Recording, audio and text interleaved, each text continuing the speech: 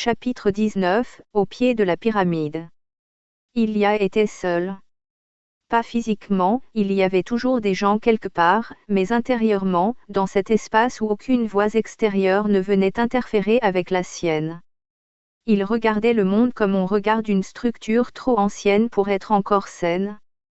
La pyramide lui apparaissait clairement. Large à la base, étroite au sommet. Et pourtant, c'était la base qui souffrait le plus. C'est elle qui porte tout, pensa Théil. Et c'est elle qu'on néglige. Ceux d'en bas manquaient de presque tout, sauf d'espoir. C'était peut-être la chose la plus cruelle. Plus la vie était dure, plus le désir d'une amélioration devenait urgent. Ilia ne voyait pas là une faiblesse, mais une logique implacable. Si la base allait mieux, tout irait mieux. Il visualisa l'effet papillon. Un simple ajustement à la racine, un meilleur accès aux ressources, à la dignité, à la stabilité et les répercussions remontaient naturellement vers les étages supérieurs. Une population moins écrasée devenait plus efficace, plus créative, plus apaisée. Même le pouvoir y gagnerait, murmura-t-il intérieurement.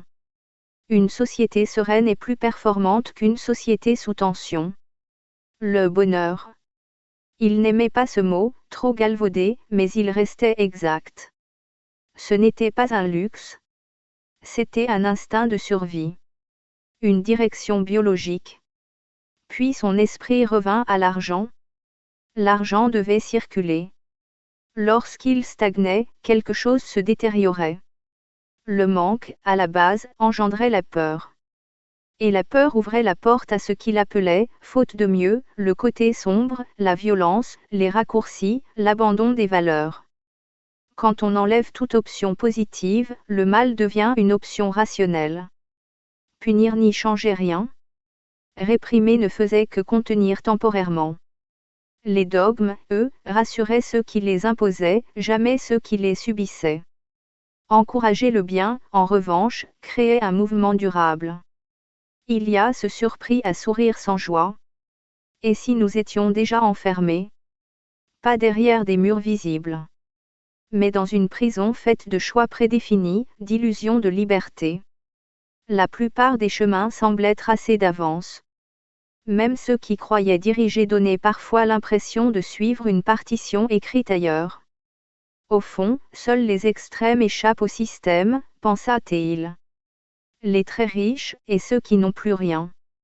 Il pensa à l'écologie, et une lassitude familière l'envahit.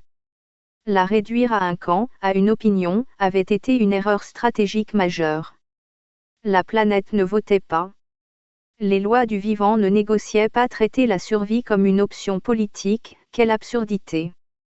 L'image de l'arroseur arrosé s'imposa à lui. Investir pour les autres, c'était investir pour soi. Refuser de le comprendre revenait à se priver volontairement d'un futur viable. L'accumulation excessive lui évoquait une varice sociale, un gonflement improductif qui bloquait la circulation de l'énergie. L'argent, au lieu d'accélérer l'évolution, la freinait.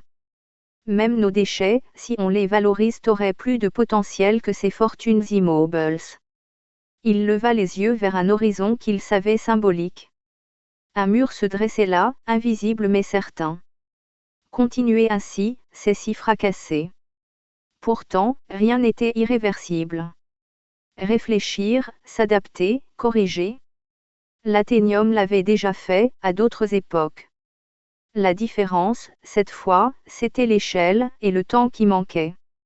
Le chômage, les crises, les fractures sociales n'étaient pas des impasses. Elles pouvaient devenir des leviers, si l'on osait penser en termes de grands projets, de chantiers capables de redonner un cap collectif. Ces idées n'étaient pas des ordres.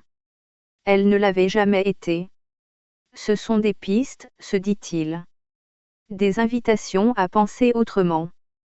Les ignorer, ce n'était pas le rejeter lui. C'était perdre une chance. Ilia inspira lentement. Après des millénaires d'évolution, après tant de détours et de répétitions, une évidence persistait, le progrès réel ne se mesurait pas en chiffres, mais en lucidité partagée. Tant que l'Athénien se croira séparé du vivant, conclut-il intérieurement, il tournera en rond.